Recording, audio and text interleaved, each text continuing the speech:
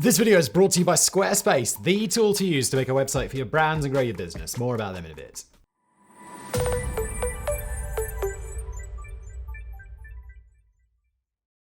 It's one of the oldest, continuously told stories in the history of humankind. An epic war fought between two regional powers, a war that lasted a decade. Featuring heroes and villains from both sides, it was a war fought not for conquest or treasure, but for a woman. A war that was won not by brave deeds on the battlefield, but through deception and trickery. The story of the Trojan War was one of the most important to the culture of ancient Greece. They treated it as historical fact, proof that they had once lived in a more heroic age where the gods and goddesses intervened directly in the affairs of mankind. The war was the subject of countless paintings, plays, songs, and of course, the granddaddy of them all, Homer's Iliad, the memorizing of which formed the basis of a classical education for over 1,000 years. The Roman Empire claimed ancestry from descendants of the war. So did many modern European cities and countries, including France, Germany, and the Ottoman Empire. As important as the story is, the Trojan War has been the focus of scholarly research for centuries. One of the most tantalizing questions that's been asked is, was any of it real? Did the once great city of Troy ever actually exist in the first place? Did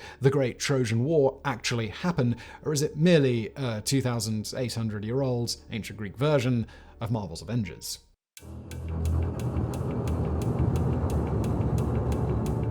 The Trojan War started with a divine beauty contest, believe it or not. The goddesses Hera, Athena, and Aphrodite were quarreling amongst themselves about which one of them was the most beautiful. The messenger god Hermes suggested having a mortal judge the matter and settle the dispute over which of the three is the fairest. The young man chosen is Paris, son of King Priam of Troy, a great city located in the northwestern corner of modern-day Turkey. The goddesses attempted to sway Paris by offering him bribes. Hera promises him he will rule a great empire, and Athena offers him undying glory and battle. But it is Aphrodite, the goddess of love, who wins the Trojan prince over with her gift, the love of the most beautiful woman in the world, Helen of Sparta. The only problem was, Helen was already married to Menelaus, the Spartan king. Paris didn't let that stop him, though. He traveled across the Aegean Sea to Sparta, where he was welcomed as an honored guest, and then he stole away in the night, with Helen either seducing her or kidnapping her, depending on who you asked. Menelaus was enraged by the theft of his wife, the resulting loss of honor, and the grave violation of his hospitality. He went to his brother Agamemnon, king of the powerful kingdom of Mycenae, and together the brothers raised a massive army featuring contingents from all over Greece to sail to Troy for retribution.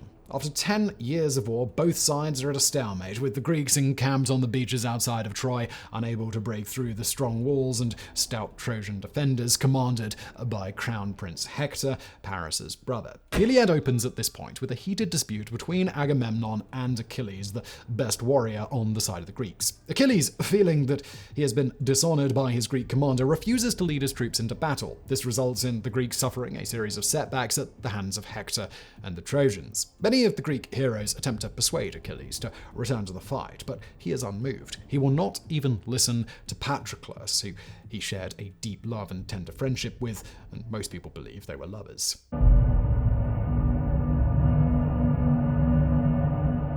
In desperation, Patroclus dons Achilles' armor and leads his troops, the Myrmidons, into battle. Thinking he is Achilles, the Greeks rally, but as the Greeks reach the gates of Troy, Hector kills Patroclus and strips him of his armor. Upon hearing of the death of Patroclus, Achilles is overcome by grief and rage. He swears vengeance on Hector, despite knowing of a prophecy that states that if he slays Hector, his own death will soon follow. His mother, Thetis, a sea goddess, has Hephaestus, god of the forge, make Achilles a new set of divine armor, and the Greek hero goes after Hector, chasing him 3 times around the walls of Troy. Achilles kills Hector and violates his corpse by dragging it behind his chariot. King Priam goes to Achilles' tent and begs on his knees for the return of his son's body, since unless the proper funeral rites are performed, Hector can never move on to the afterlife. Achilles, weeping with Priam, relents, and both Patroclus and Hector are burned in ceremonial funeral pyres. This is where the Iliad ends. But it is not the end of the story. Soon after these events, Paris avenges his brother by shooting Achilles with an arrow. When he was a baby, Thetis had dipped Achilles in the river Styx. This made him invulnerable everywhere but on one of his heels, where she had been holding him. Bad luck for Achilles then that this is the exact spot where Paris's arrow shoots him, hence the term Achilles' heel. With most of the heroes on both sides dead by this point, the Greeks resort to a trick in order to breach the walls of Troy. They pretended to leave their encampment, leaving behind only a gigantic wooden statue of a horse, along with a deserter that claimed that the Greeks have gone home and have left the statue as an offering for good sailing weather. The Trojans, rejoicing that they have won, dragged the horse inside the city and celebrated around it. That night, the Greek soldiers hidden inside the horse emerge and open the gates of Troy from the inside, letting in the rest of the Greek army. They sack the city, burning it to the ground. All the men are put to the sword, and the women are taken back to Greece as slaves, except for Helen, who is reclaimed by Menelaus and goes back to being queen of Sparta once more. The brutality of the conflict and the blasphemies committed during the destruction of the city angered the gods, who punished the Greeks by cursing them with misfortune as they attempted to return home. Agamemnon, for instance, returned to Mycenae, but was murdered by his own wife. The most famous of these wayward journeys home was that of Odysseus, whose 10-year adventure is chronicled in Homer's other great work, the Odyssey. Now let me just interrupt this video quickly to tell you about one of our long-time sponsors, Squarespace. Now you've heard me talk about Squarespace before, and honestly, if you're making a website anywhere else in 2022, well, that just seems like a bit of a mistake, because Squarespace have all the tools you could ever need in one convenient place. And not only that, but that place is super easy to navigate and make a website on. All you got to do is go over to Squarespace. From there, the next step for those who want to be quick is to choose one of their beautiful templates. They make finding the one for you super easy. They ask you questions about what your site should be for, and you're like, cool, great, it's about this, it's about that, it's going to be like this, and then they're like, here are some templates you will like. It's very easy, and then you customize it. No worries. There's lots of other features you can use once you're set up. For example, you pop a little email form on your site so potential customers or fans of your blog, whatever it might be about, can reach out to you. And of course, they've got all the basics like analytics and blogging tools. There really isn't a better place to build a website. Go to squarespace.com for a free trial, and when you're ready to launch, go to squarespace.com/geographics to save 10% off your first purchase of a website or a domain.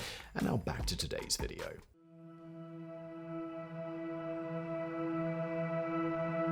The Iliad and the Odyssey were part of a series of epic poetry written about the Trojan War known as the epic cycle. These works were not attributed to Homer and survive today only in fragments, but were supposed to have filled in the blanks of the Trojan War story beyond what was described in the two Homeric works. But it was those two that were considered the most important to the Greeks, which is probably why they were the only two to survive in their entirety. For being the father of ancient Greek literature, which in turn was the foundation of most modern literature as we know it today, we know surprisingly little about Homer himself. In fact, many scholars question whether a poet named Homer ever existed in the first place, much less wrote two of the most important works in world history. It is generally accepted today that the Iliad and the Odyssey were written by two different authors based on the different writing styles. So why were they both attributed to Homer? The important thing to realize is that starting around 1200 BC, when the great Mycenaean kingdom collapsed, the art of writing disappeared from Greece for a period of about 400 years,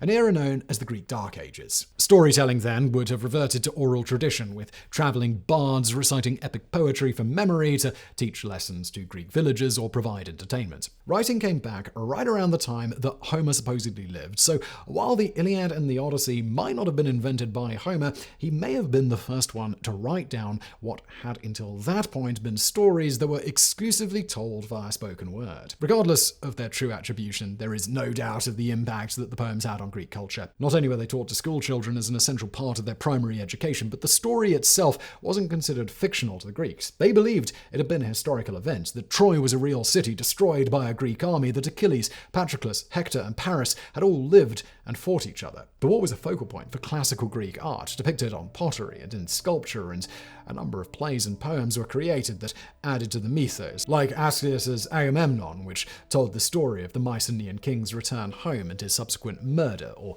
the works of Sophocles, who staged plays about two other Greek heroes from the war. Alexander the Great loved the story of the Trojan War. Supposedly, he slept with a copy of the Iliad under his pillow, and when he first began his invasion of Asia by crossing the Hellespont, he made sure to stop at the site of the tomb of Achilles to pay tribute to the hero that he loved and modeled himself after. The relationship between Alexander and his close companion Hephaestion mirrored that of Achilles and Patroclus. The two were extremely close, probably lovers as well as brothers in arms. When Hephaestion died, the grief Alexander exhibited was said to match Achilles, and like Achilles, Alexander died not long after his beloved.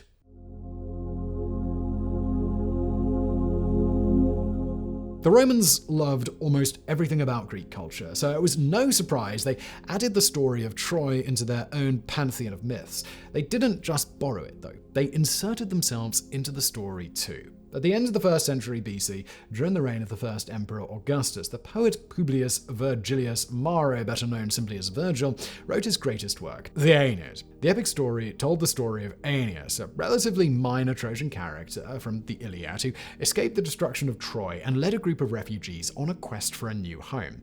After an Odyssey-like journey, Aeneas settles in Italy, and 15 generations later, his descendant Romulus founded the city of Rome. Virgil's Aeneid was immediately hailed as a masterpiece and almost holy text, since it documented the divine founding of the Roman state. The Aeneid, along with Latin translations of the Homeric epics, thus spread around the empire. Not even the adoption of Christianity changed the treatment of the Trojan story, though emphasis on the Greek gods and goddesses actively participating in the war was downplayed from its original version or used as allegories for human emotions and thoughts. Troy featured in the foundation stories of great European kingdoms like England and France, the kings of which could supposedly trace their origins back to the mythical Trojans, which reinforced the idea of them being destined to rule. The Ottoman Empire too had an appreciation for the story of Troy. When Sultan Mehmed II conquered Constantinople in 1453, he said it was revenge for the Greek sack of Troy, that the people of Asia had their revenge on the Greeks after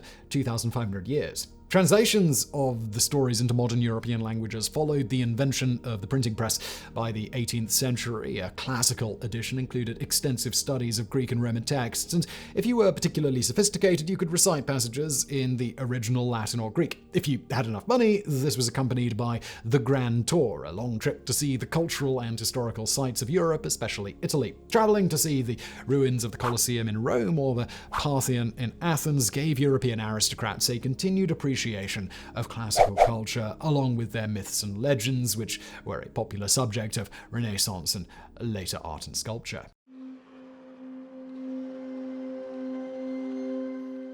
By the 19th century, most scholars believed that the city of Troy had never existed in the first place, that the setting was as mythical as the war supposedly fought there. It's not hard to see why they thought that. It was gone. The Greek city of Ilion supposedly was built on the ruins of the Homeric Troy. In fact, that's where the name Iliad comes from. It literally translates to story of Ilion. It was at Ilion that Alexander the Great laid a wreath upon the tomb of Achilles, and where wealthy Greeks and Romans would visit to gaze upon the various shrines and monuments to the Trojan War. But there was a dispute among scholars who only had ancient texts as sources over whether Ilion actually was considered the successor city to Homeric Troy, or whether it was just the nearest place to where the ancient Greeks thought Troy had been. There was also the rather obvious problem of the city of Ilion having vanished entirely as well. In Roman times, the city was called Ilium, but after 600 AD, all reference to that place had vanished. This meant the city had probably been abandoned, and any ruins had long since disappeared. However, in the 1800s, a new scientific discipline was coming into its own: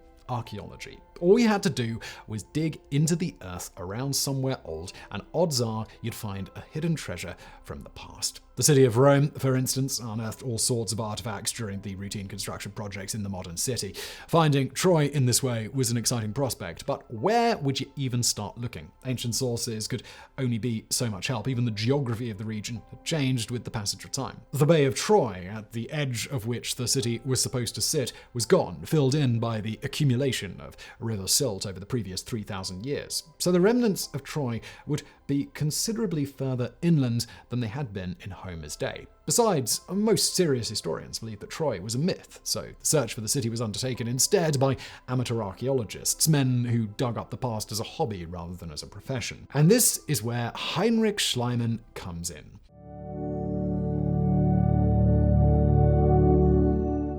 Heinrich Schliemann is one of the most polarizing figures in the history of archaeology. Born in Germany in 1822, he traveled around the world doing whatever he could to make a quick buck, whether it be from taking consignments of gold dust in San Francisco or selling gunpowder to the Russians during the Crimean War. Part of what made things so easy for him was his capacity for learning languages. He was conversant in a dozen languages beside his native German, including Latin and Greek. By the time he was 36, he decided he was wealthy enough to retire. He would spend the rest of his life on his passions, which included archaeology. He became obsessed with proving the authenticity of the Trojan myth, that not only had the city of Troy actually existed, but that the Trojan War had taken place. In 1870, Schliemann started excavating the Hassalic Mound, a site near the Ottoman city of Çanakkale, which sits at the mouth of the Dardanelles Straits that connects the Aegean Sea with the Sea of Marmara. It had been put onto the site by Frank Calvert, a local English Levantine man who shared Schliemann's passion for archaeology and for Troy. What Calvert didn't have was money, which Schliemann had in abundance. Thus, an uneasy partnership was born. It soon became clear that Hassalic was a tell site, an artificial mound created by successive generations of human habitation,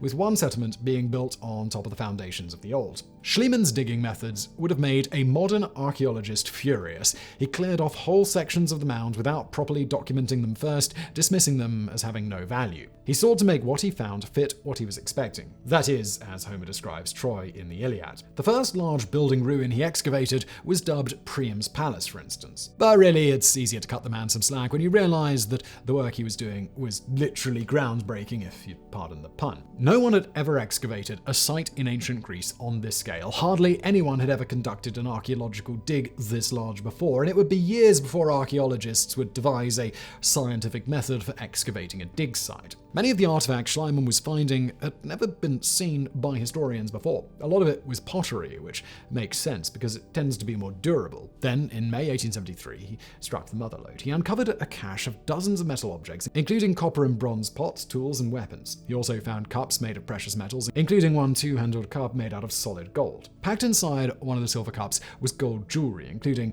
a diadem, necklaces, and earrings. Priam's treasure, as Schliemann dubbed it, has engendered controversy ever since it was found. Rather than hand it over to the Turkish authorities like he was supposed to, he instead smuggled it out of the country to Athens before reporting the finds, which outraged Ottoman officials and tied Schliemann up in litigation for years. After displaying them across Europe, Schliemann donated the collection to the Royal Museums of Berlin, which displayed them proudly for decades. The collection was thought to be lost in 1945 when Berlin was captured at the end of World War II, probably destroyed in the extensive bombing the city sustained. It wasn't until 1994, after the fall of the Soviet Union, that it was revealed that Russian troops had carted off the treasure, storing it at the Pushkin Museum in Moscow. Russia continues to claim the treasure as restitution for the destruction wrought on the Soviet Union by Nazi Germany.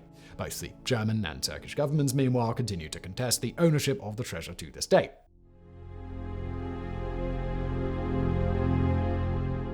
Heinrich Schliemann died in 1890, renowned around the world as the discoverer of Troy. The contributions of his partner Frank Calvert were mostly ignored, primarily because Schliemann had the money to travel all around Europe and trumpet loudly about his discoveries. He had a rather high opinion of himself and his contributions to archaeology. But what Schliemann had found was just the tip of the iceberg, as it turned out. The site of Troy has been almost continually excavated since the 1870s, each new project expanding upon the last. The Hassalic Mound today is divided up into 9 distinct layers, each signifying a different settlement built on top of the same spot. With today's technology, it is possible to use radiocarbon dating to determine the approximate age of the objects found at the site. The oldest signs of human habitation at Troy date all the way back to 3000 BC, 500 years before the construction of the Great Pyramid of Giza. The second level, where Schliemann found the palace and his treasure, as it turns out, is much older than he realized, dating from about 2400 BC, over 1,000 years before the Trojan War was supposed to have taken place. The sixth and seventh layers are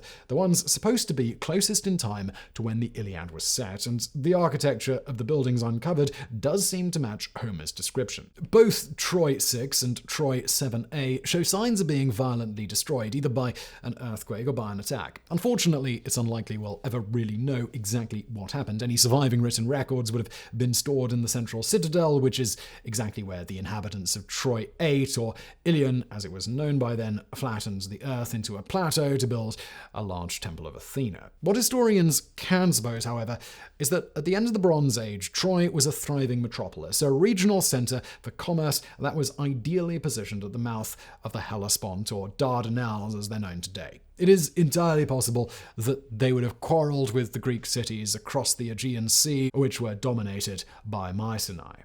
In that sense, a Trojan War that ended with the destruction of the city could have happened, but barring some other momentous discovery, we'll probably never know for sure.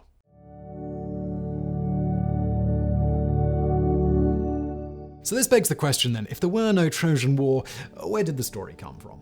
The answer itself may lie in the ruins of Troy itself. Something happened in the eastern Mediterranean between 1200 and 1150 BC, something that caused the destruction and collapse of most of the early civilizations in the area. The large Mycenaean and Hittite empires disintegrated completely, while the Egyptian and Assyrian kingdoms survived, but were greatly weakened. No one is sure what caused the Late Bronze Age collapse, as it is known, but its effects were obvious. Once great cities shrunk back down to small villages, contact between different civilizations was lost, and in Greece, as stated earlier, the art of writing disappeared for over 400 years. One of these cataclysms struck the Bronze Age iteration of Troy, leading to its destruction. What was probably left behind were ruins, like there were in Mycenae. Now, if you were a Greek villager in the area, staring at the remains of a once great civilization, you'd probably wonder what happened to it. Without written records, you might rely on the recollections of the elder generations at first. But what about 400 years after the event took place? The story would probably have changed considerably from its original form by then, especially